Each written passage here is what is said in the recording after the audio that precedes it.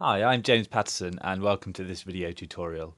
I'm going to be showing you a few simple and fundamental techniques to adjust the colours and the contrast of your image to really boost a scene. So we'll go from a nice shot we have here of Durdle Door, and then we'll apply 4 different adjustment layers and end up with something that looks like this. So let's start by opening our Durdle Door before JPEG into Photoshop. So we have a nice shot of Durdle Door here, and the first thing to do with any scene is really to try and assess which area could do with a little bit of improvement. I can see the land and the sea could probably do with a touch more contrast. Also, we have some nice detail in the sky, but that could do with maybe darkening down a touch. Also, I'm going to try and boost the colours slightly.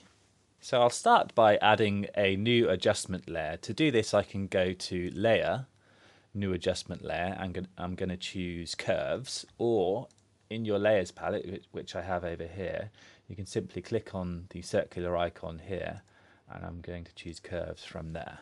So you can see this has added a Curves adjustment layer above my background image in my Layers panel over here. The great thing about using an adjustment layer is you always have the original image untouched underneath, and you can go back and make whatever changes you need to. So to illustrate this, I'm just going to draw a really extreme curve, something like that there. So, and then you can see if I turn that layer on and off, I still have my original image untouched underneath that layer. I can also go back to my adjustment and redo it. So these settings are never set in stone. You can always go back and change them. So I'm going to darken my sky by dragging this curve downwards like this. You can see that gives me more detail in the sky there. The curve's also working on parts of the image where I don't want it to, such as the land and the sea here. So I can solve that problem by adding a layer mask to my adjustment layer. I'm going to add a gradient to create a kind of transition from the darkened sky into the land. So let's go ahead and drag a line. Make sure you're on your layer mask thumbnail. And if I hold shift and drag a vertical line here, you can see how the line will stay straight. So I'm going to draw a line through the horizon like that.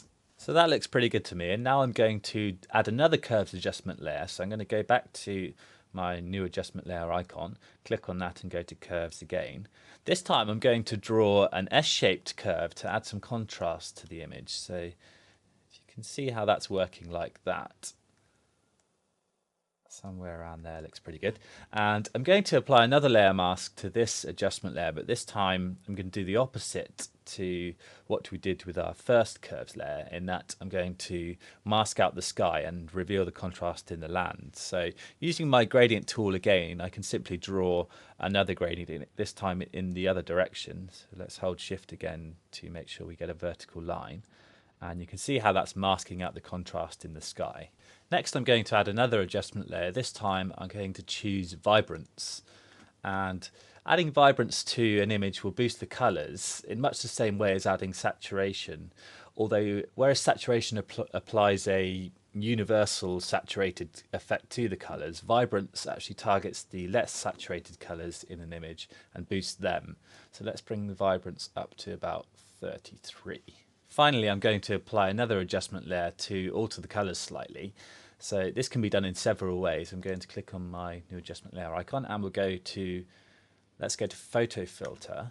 And you can see here you have various default settings that replicate the effects of traditional lens filters. So we can choose a warming filter or a cooling filter. Let's go for a cooling filter, and you can see you can also adjust the density for a stronger effect.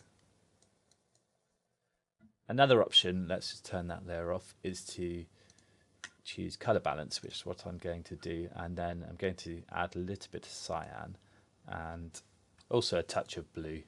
So there we have it, the finished effect. And if I go back through my layers, you can see if I toggle them all off, my original image is there untouched underneath, and I can make any adjustments that I need to.